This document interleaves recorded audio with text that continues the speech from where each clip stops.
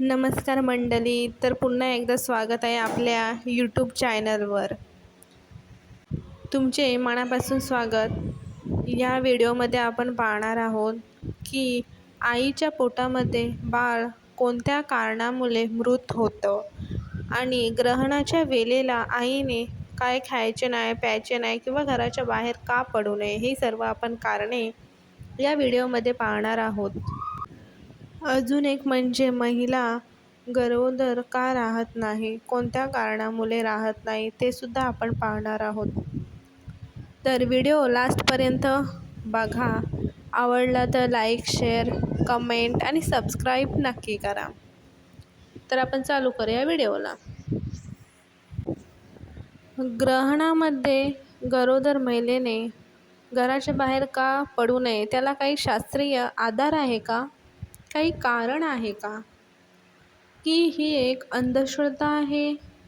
तर आता मी येथे सांगू इच्छिते की तसं पाहता चंद्रग्रहणाचा शास्त्रीयदृष्ट्या गर्भावर काहीही दुष्परिणाम होत नाही.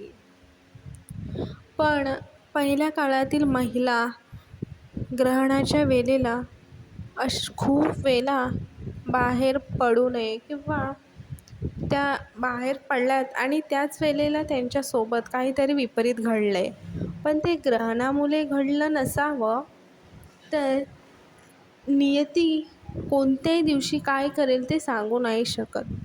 तर त्या बायकांसोबत त्याच दिवशी ती विपरीत घटना घडली आणि त्याच दिवशी बरोबर ग्रहण होता. त्यामुळे अशी अंधश्रद्धा पाळली जाते की ग्रहणाच्या वेळेला गरोदर महिलेने बाहेर पडू नये.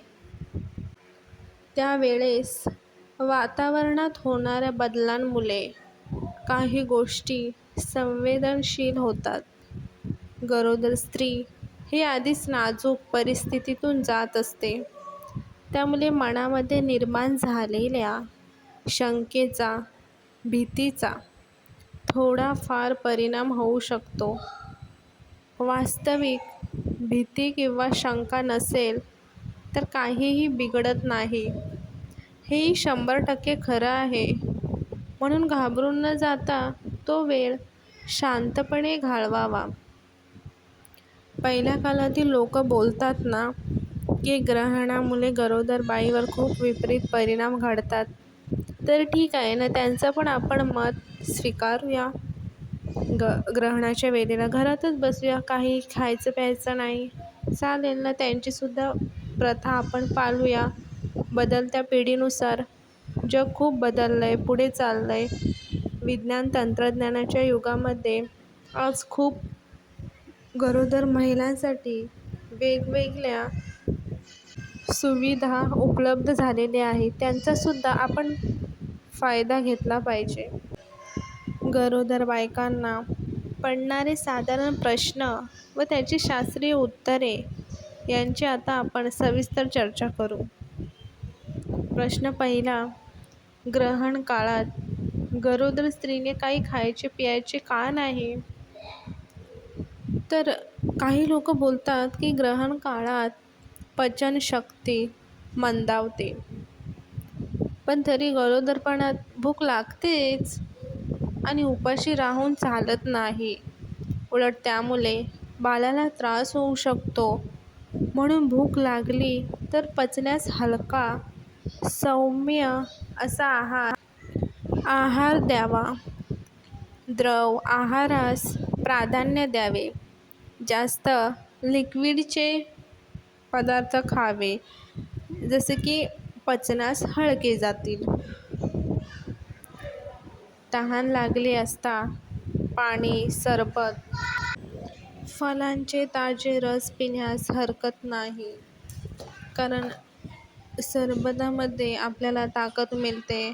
तर कोणत्याही फळाचे, ॲपल, वॉटरमेलन, संत्री असे वेगवेगळ्या पदार्थाचे, फळांचे रस आपण गरोदरपणात प्यायल्याने चांगले असते. बाळालासुद्धा स्ट्रॉंगपणा येतो, ताकद वाढते आणि ते पचायलासुद्धा चांगले असते.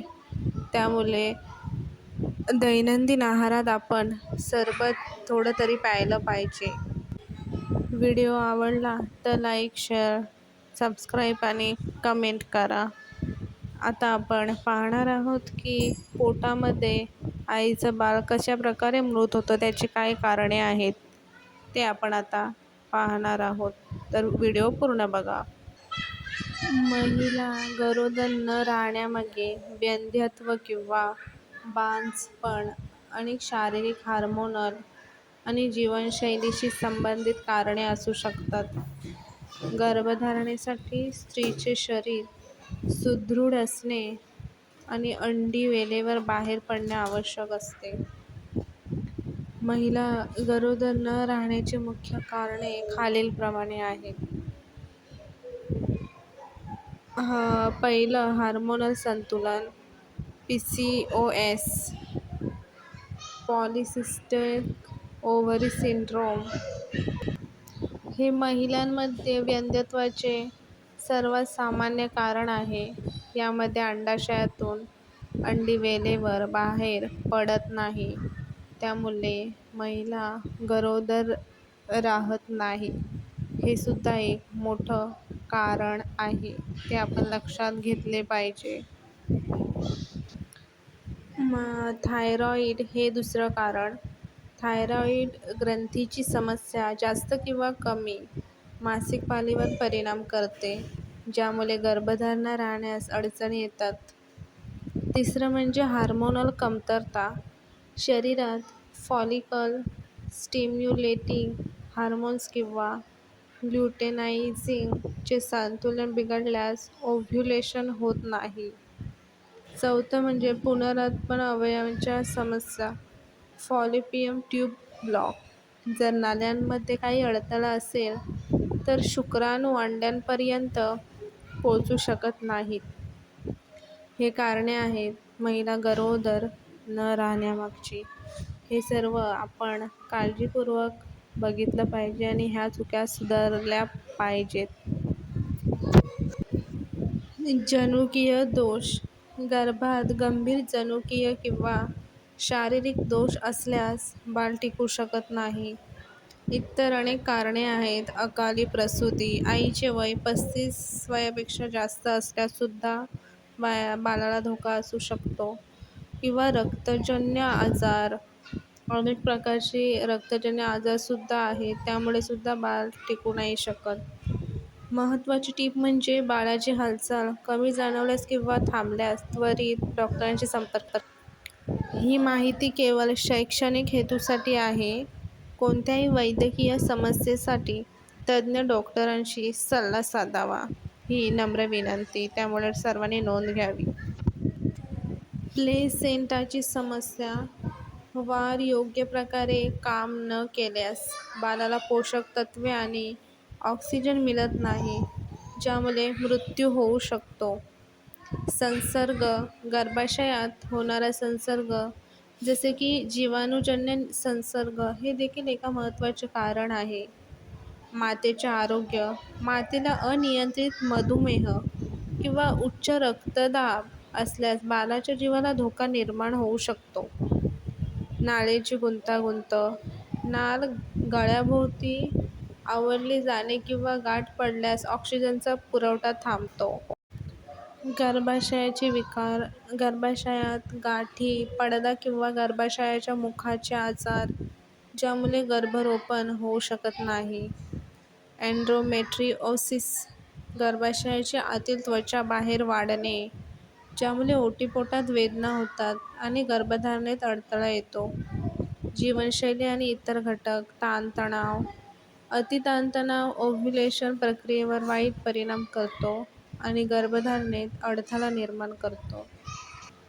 बाळाचे पोटात मृत्यू कोणत्या कारणामुळे होते, हे आपण जाणून घेतलं आहे. आणि अजून एक लास्टचं आहे की अत्यंत दुर्दैवी असण्याची मुख्य कारणे आहेत की प्लेसेंटा मधील समस्या, रक्ताभिसरण कमी होणे, संसर्ग मातेचा कमी होणे, संसर्ग मातेचा मधुमेह किंवा उच्च रक्तदाब, गर्भाशयातील गुंतागुंत, नाळ गळ्याभोवती आवळली जाणं किंवा जनुकीय दोष असू शकतात.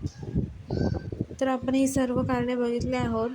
व्हिडिओ आवडला तर लाईक, शेअर, सबस्क्राईब नक्की करा आणि कमेंटमध्ये नक्की सांगा की तुम्हाला या व्हिडिओबद्दल काय वाटते. भेटूया नवीन व्हिडिओमध्ये. तोपर्यंत बाय बाय.